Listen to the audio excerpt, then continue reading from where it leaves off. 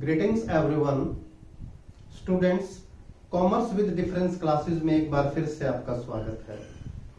इस वीडियो में हम डिस्कस करेंगे company accounts issue of share का एक थ्योरेटिकल पोर्शन जो कि टर्म 1 एग्जामिनेशन के लिए एमसीक्यूज के लिए भी बहुत इंपॉर्टेंट है। स्टूडेंट्स, इश्यू ऑफ शेयर हो या डिबेंचर्स हो, इश्यू ऑफ डिबेंचर्स या इनका फॉरफीचर ऑफ शेयर्स हो, इनके आप सिर्फ न्यूमेरिकल करते हो, बट थ्योरी बहुत इंपॉर्टेंट है क्योंकि एमसीक्यूज को आंसर देते टाइम थ्योरेटिकल पोर्शन बहुत मजबूत होना जरूरी है और वही हमारे काम आएगा। तो चलिए इसी कड़ी में हम आगे डिस्कस करेंगे difference between private company and a public company. इन दोनों में डिफरेंस देख लीजिए स्टूडेंट्स, क्या है प्राइवेट कंपनी और पब्लिक कंपनी में। मीनिंग भी साथ साथ ही क्लियर हो जाएगा। देखिए, नंबर ऑफ मेंबर्स, एक प्राइवेट कंपनी को मिनिमम 2 मेंबर्स के साथ रजिस्ट्रेशन कराकर शुरू कराया जा सकता है, बट इसमें मैक्सिमम मेंबर हो सकते हैं सिर्फ 200, यानी जो मेंबर्स की लिमिट है वो 2 to 200 है।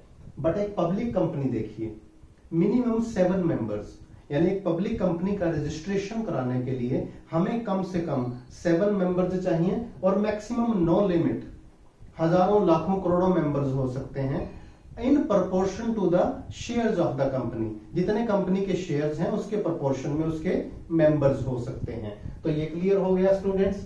नंबर 2 डिफरेंस देखिएगा, इन्विटेशन टू पब्लिक।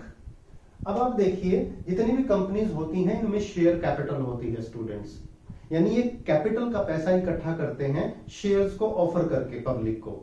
अब प्राइवेट और पब्लिक में से कौन सी कंपनी अपनी सिक्योरिटीज, शेयर या डिबेंचर पब्लिक को ऑफर कर सकती है और उनको इनवाइट कर सकते हैं कि आइए और हमारी सिक्योरिटीज में पैसा लगाइए। देखिए, प्राइवेट कंपनी नॉट अलाउड, यानी एक प्राइवेट कंपनी कभी भी जनरल पब्लिक को इनवाइट नहीं कर सकती अपने शेयर और डिबेंचर्स को सब्सक्राइब कराने के लिए। पब्लिक कंपनी में क्या है, it is allowed.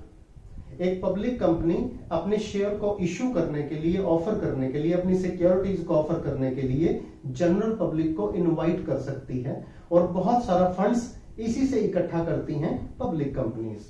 Third point देखिएगा स्टूडेंट्स, ट्रांसफर ऑफ शेयर्स, यानी जो कंपनी के शेयर सब्सक्राइब करते हैं वो बन जाते हैं शेयर होल्डर्स और उतने शेयर्स के लिए वो कंपनी के मालिक बन जाते हैं। तो क्या एक शेयर होल्डर अपने शेयर किसी और पर्सन के नाम ट्रांसफर कर सकता है, यानी उसे सेल कर सकता है? चलिए देखते हैं। प्राइवेट कंपनी में रेस्ट्रिक्टेड है, यानी एक प्राइवेट कंपनी के शेयर होल्डर मेंबर अपने शेयर किसी और के नाम इजीली नॉर्मल कंडीशंस में ट्रांसफर नहीं कर सकता। It is restricted by law. But एक पब्लिक कंपनी के शेयर जो है वो ट्रांसफरेबल होते हैं, यानी जब भी जैसे स्टॉक एक्सचेंज या अदरवाइज जो भी टर्म एंड कंडीशंस हैं उसके जो भी एक डीलिंग्स होती हैं उस पीरियड के दौरान आप कभी भी कितने भी शेयर परचेज सेल कर सकते हैं, यानी इसमें शेयर्स की ट्रांसफर पॉसिबल है, शेयर का सेल पॉसिबल है। फोर्थ पॉइंट देखिएगा स्टूडेंट्स, आर्टिकल्स ऑफ एसोसिएशन। एक होता है स्टूडेंट्स मेमोरेंडम ऑफ एसोसिएशन, वो दोनों कंपनीज के लिए जरूरी है बनाना, उसके बगैर कंपनीज का रजिस्ट्रेशन नहीं होता, जिसमें कंपनी के नेम, कैपिटल, ऑब्जेक्टिव्स होते हैं। और दूसरे नंबर पे आता है articles of association. Articles of association में क्या होता है, कंपनी की जो इंटरनल मैनेजमेंट है उससे रिलेटेड रूल्स एंड रेगुलेशंस होते हैं, यानी आर्टिकल्स ऑफ एसोसिएशन में होता है कि कंपनी को कैसे रन करना है। अब किस कंपनी के लिए, प्राइवेट या पब्लिक, आर्टिकल्स ऑफ एसोसिएशन यानी AOA प्रिपेयर करना जरूरी है, किसके लिए नहीं? चलिए देखते हैं। Articles of association private company के लिए प्रिपेयर करना जरूरी है। दूसरी तरफ देखिए, पब्लिक कंपनी के लिए जरूरी नहीं है, यानी ये चाहें तो प्रिपेयर कर लें। लेकिन एक बात याद रखिए, अगर एक private public company articles of association prepare नहीं करती, यानी in the absence of AOA, अगर इसका अपना आर्टिकल्स ऑफ एसोसिएशन नहीं है तो इसको एक बना बनाया आर्टिकल्स ऑफ एसोसिएशन फॉलो करना होगा। वो कौन सा है, ध्यान रखिए, ये एमसीक्यूज में भी आ सकता है। तो इस केस में पब्लिक कंपनी को प्रोविजंस ऑफ टेबल F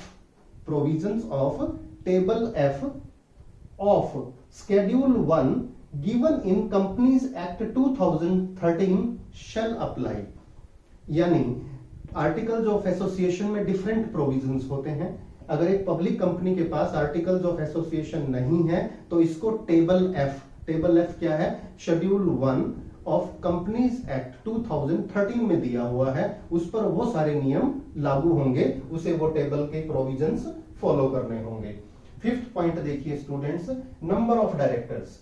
एक प्राइवेट कंपनी में मिनिमम 2 डायरेक्टर्स होने चाहिए और एक पब्लिक कंपनी में मिनिमम 3 डायरेक्टर्स होने चाहिए। लास्ट पॉइंट देखते हैं students, as a difference of public company and private company, use of word limited, यानी दोनों में से किसके साथ लिमिटेड टर्म का यूज करना जरूरी है। देखिए प्राइवेट लिमिटेड, यानी एक प्राइवेट कंपनी के नाम के एंड में प्राइवेट लिमिटेड टर्म यूज करना जरूरी है ताकि पब्लिक को पता चले कि ये प्राइवेट कंपनी है। दूसरी तरफ पब्लिक कंपनी के नाम के एंड में सिर्फ लिमिटेड जरूरी है।